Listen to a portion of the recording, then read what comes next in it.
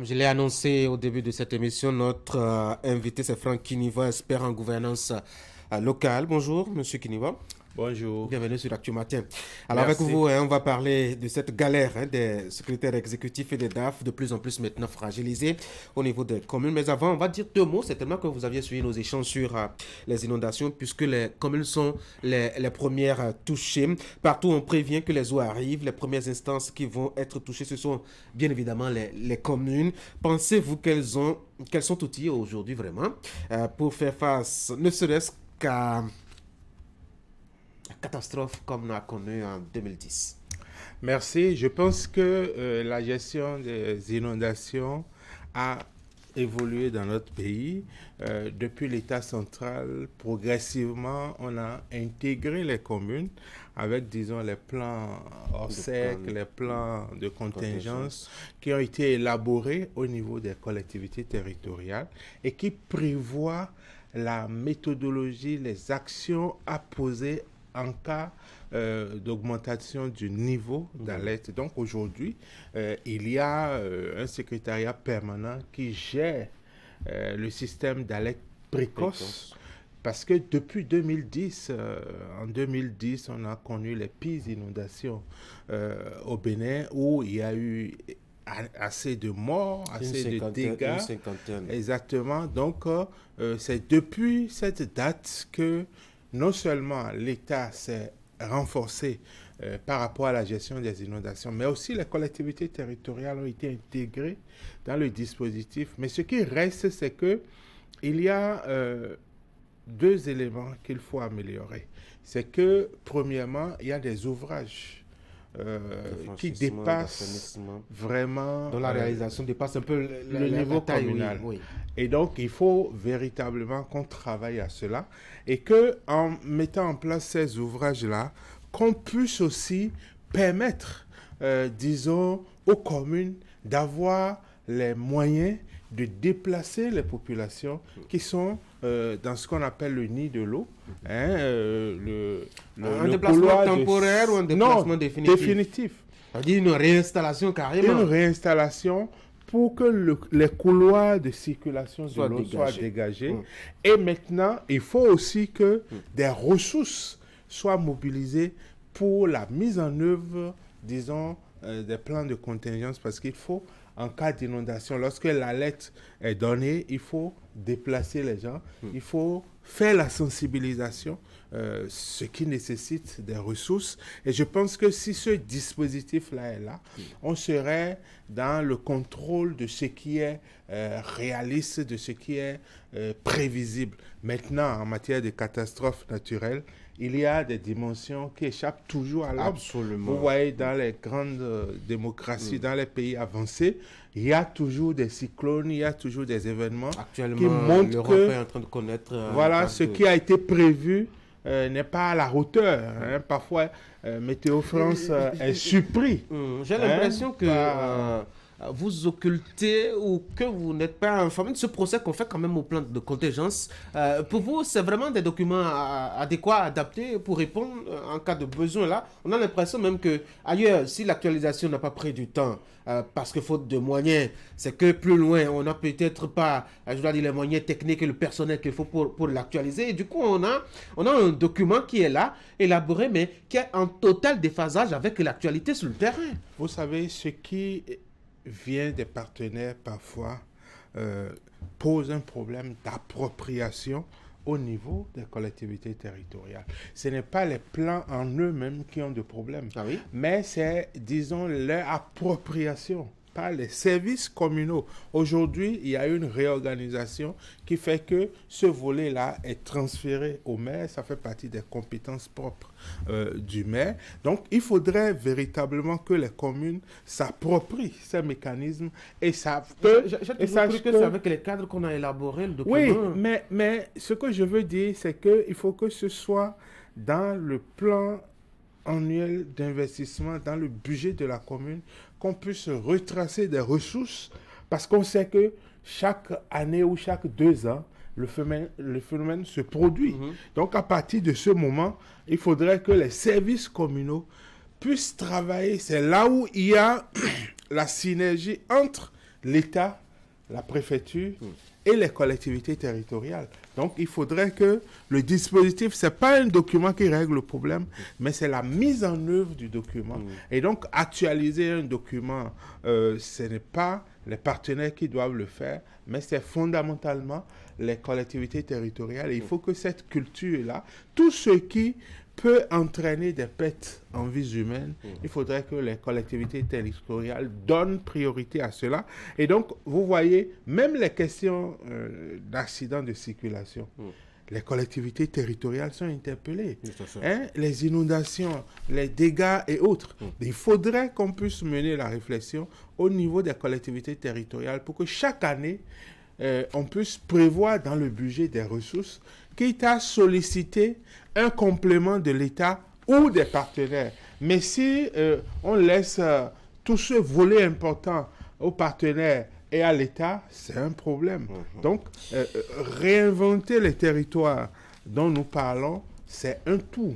C'est véritablement être là, au premier plan, savoir qu'il y a un certain nombre de défis qui se posent aux populations et anticiper dans la planification locale sur ces défis-là, de sorte que les populations puissent sentir qu'il y a un gouvernement local, une collectivité territoriale qui les protège et qui travaille à leur bien-être. Sinon, on parlera de décentralisation, mais on n'aura jamais les résultats. Tout à fait, oui. Allez, parlons de ce qui vous amène, la danse de pirouette désormais, au niveau des secrétaires exécutifs et probablement des DAF, puisque cela a commencé. Je vous rappelle que Abomey Calavi a connu un épisode récemment. Comment peut-on expliquer un peu cette succession, je dois dire, de révocation, de suspension que subissent un peu ceux qui étaient quand même annoncés comme des petits dieux au niveau des mairies? Non, vous savez, en matière de réforme, il faut toujours compter sur les hommes. Ce n'est pas des robots qui viendront mettre en œuvre les procédures de passation des marchés. Il faut compter sur l'humeur, il faut compter sur... Et sur l'interaction entre la société et ces cadres-là. C'est vrai que la communication initiale, que je déplore, a fait croire que l'arrivée des SE va changer tout ce qui allait mal dans les communes. C'est vrai que si on diagnostique un manque de ressources humaines de qualité, la réponse est d'amener une ressource humaine de qualité. Mais dans un contexte où nous avons une réforme qui est orientée vers la séparation des fonctions politiques avec les fonctions techniques et administratives, ça veut dire que les élus qui étaient le maire avant la réforme était à la fois le président de l'organe de délibération, le conseil communal, mais aussi il était l'exécutif, l'organe exécutif. Oui.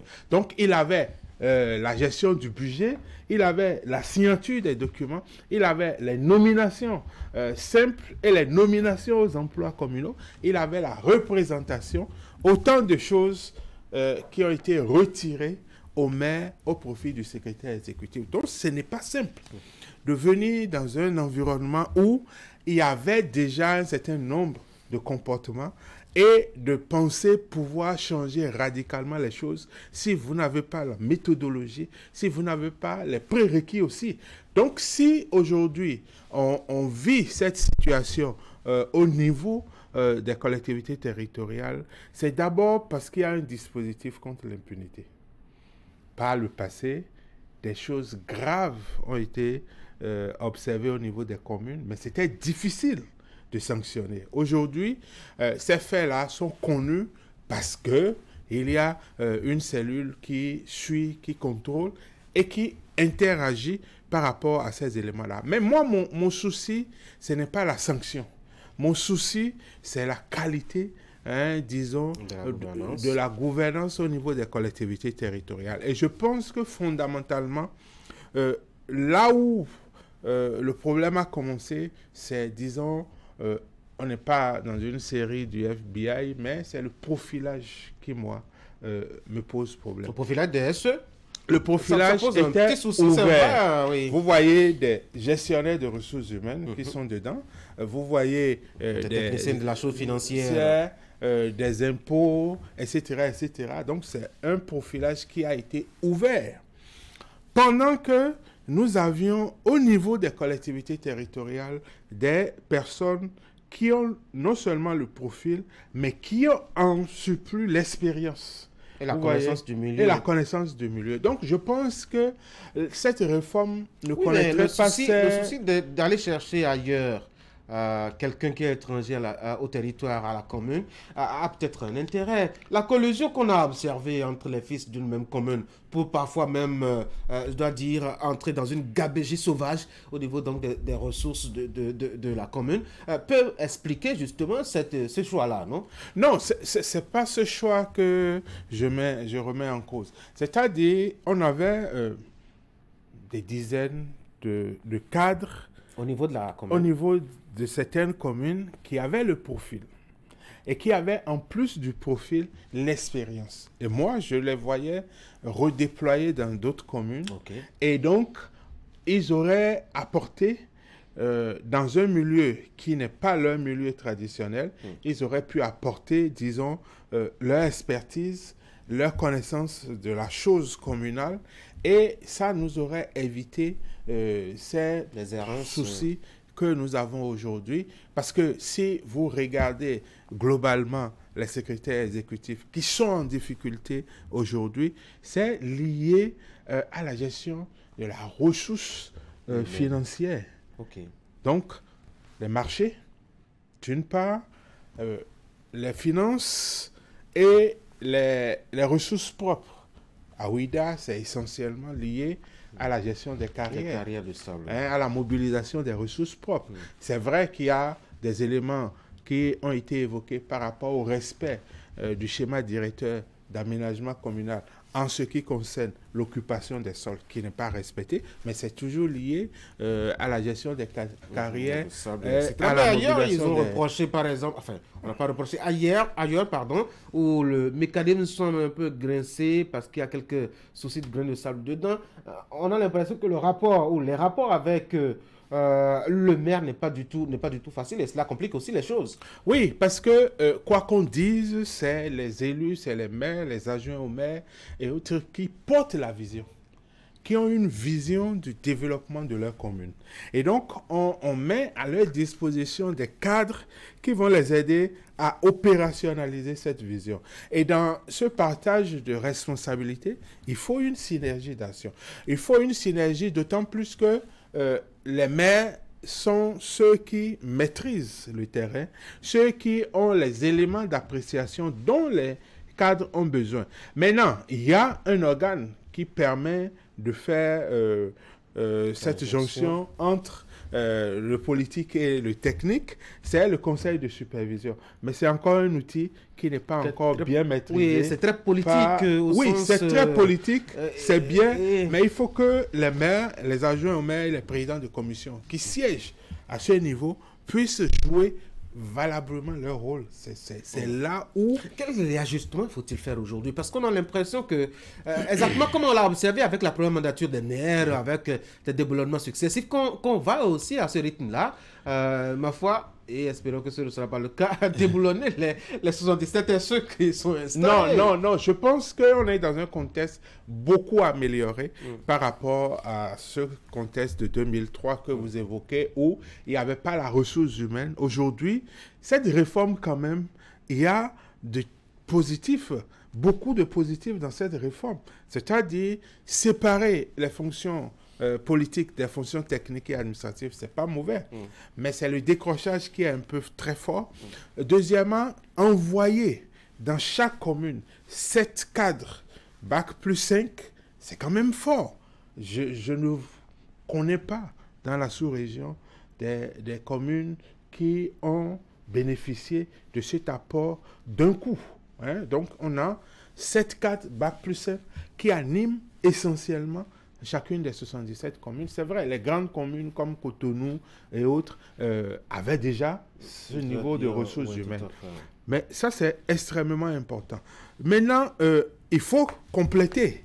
Il faut compléter au niveau des ressources humaines parce que si vous êtes directeur et que vous êtes mal entouré, vous n'aurez pas le résultat non plus.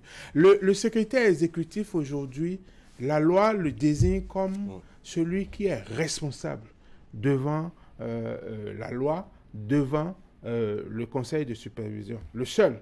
Mais en réalité, il y a, disons, un partage de rôle qui doit se faire aussi entre le secrétaire exécutif et les directeurs qui l'accompagnent et donc toute l'administration.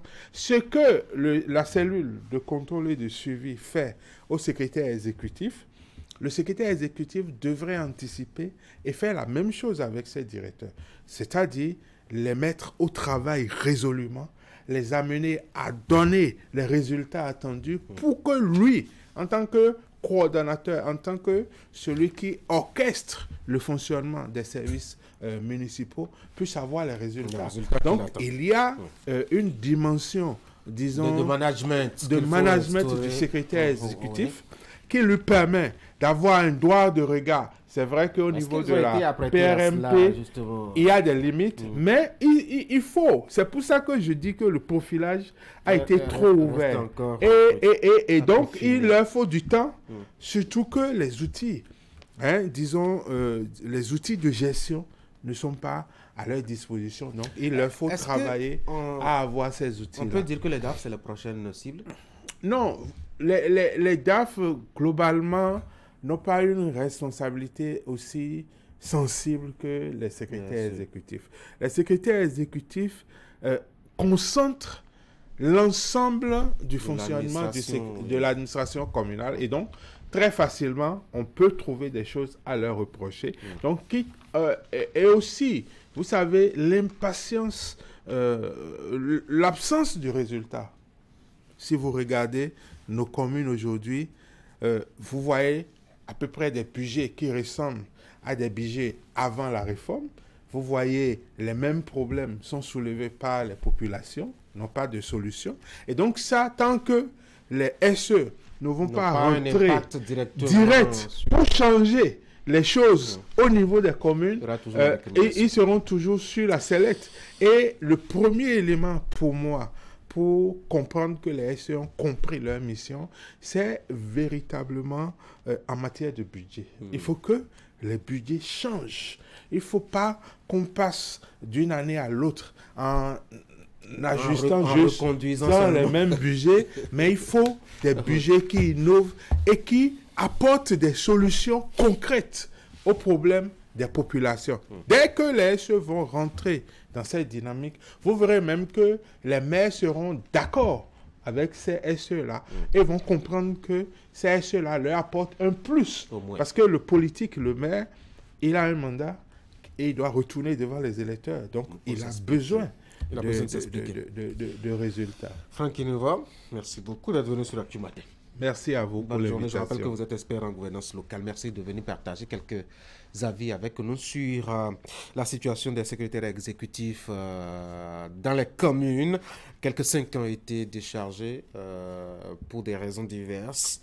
Et l'actualité, justement, dans les communes reste liée à cela. Bonne journée à vous. Merci à vous aussi. La revue de presse.